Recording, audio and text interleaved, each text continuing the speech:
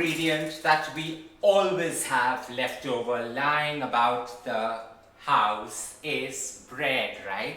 And I'm following what my mother used to do and create a bread pudding, but not old school, styled up with some mango and pistachio. Today's cooking calls for a decadent bread and butter pudding with mango, pistachio and the works. But I'm going to also tell you how to create that old school magic in it. This recipe is fun and it has food hacks that are dime a dozen all through the creation. Walk with us on this journey, but don't forget to hit on the bell icon and subscribe for many more of these wonders.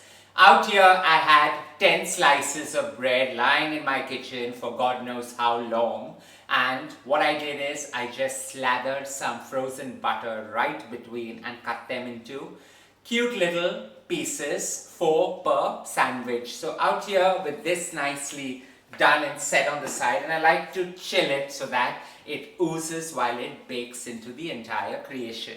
Into a bowl goes in 6 whole eggs, just put that in.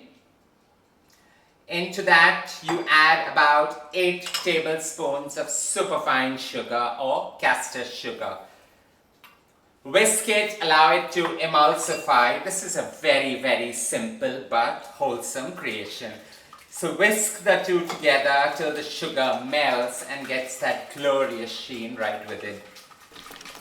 Now I do not want the eggy smell to overpower this creation, so I'm just going to eyeball some vanilla essence in, nearly a capful, and this just glorifies the entire scent. So whisk this perfectly well for about a minute to a minute and a half, nothing more than that. And finally in goes 500 mils of milk. So you can add a mix of 300 mils of milk and 200 mils of cream as well, but it's just too rich and I'm trying to tone it down because I've used a lot of butter into my bread slices. Setting the egg custard on the side, and while I have preheated my oven to 180 degrees Celsius, out here the sandwiched bread goes right into a beautiful glass bowl. You want a bakeware that you can see the layers and see the beauty that it creates. So I've taken 10 slices of bread, like I said earlier, with 100 grams of salted yellow butter. Put that in, sandwiched it, cut it into 1/4, so I have these cute finger-sized biscuits, or finger-sized sandwiches rather, and just layer your bread in.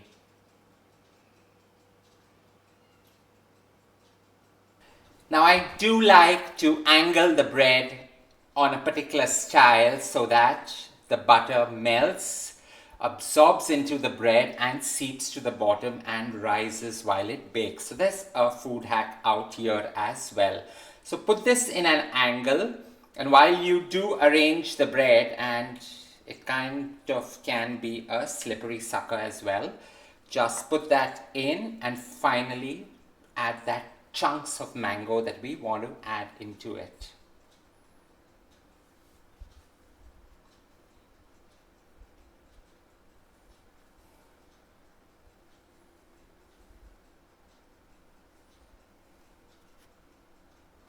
For Alphonso mangoes cut into dices, just allow it to nestle in, and this is like a work of art, having it go right into all the nooks and crevices of this creation. With putting the mango and ensuring that it's perfectly sweet, you balance out the sugar in your egg custard, because there's nothing more infuriating than a super sweet dessert.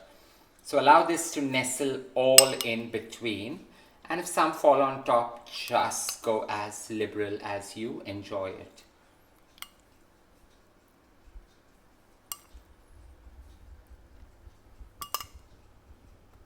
I've taken nearly 30 grams of pistachios, blanched them and cut them into slivers, dried them out a little bit because you want that glorious green specks coming through and through.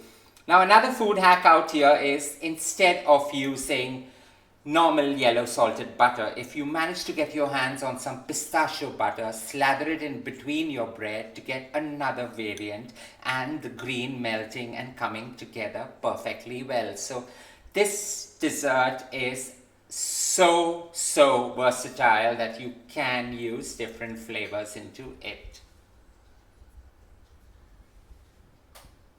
A fine sprinkle of some Himalayan pink salt on top, because even a dessert requires a bit of seasoning. And finally, slowly pour that gorgeous egg custard on the entire mix. You don't want the bread to soak too much, but you want it to absorb it just right. The bread does absorb most of the egg custard goodness, but just press it down so that everything gets absorbed perfectly well.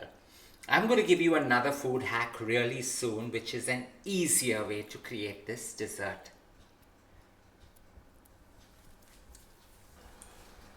While this is a reconstructed version, this goes into a preheated oven at a 180 degrees Celsius for just about 40 minutes. Watch it till it gets golden brown. Who did that naughty thing? Why are you hiding under the chairs?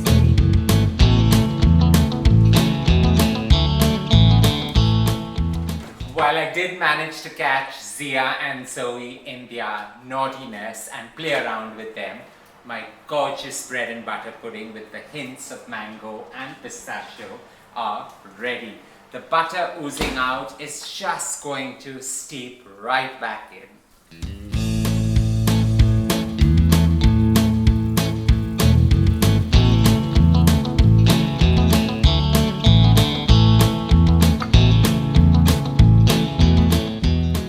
Fresh, piping hot out of the oven, this gets a new age concept with a slathering of some maple syrup. So just drizzle it straight off, and you can use honey as well, but maple syrup and mangoes, a perfect match.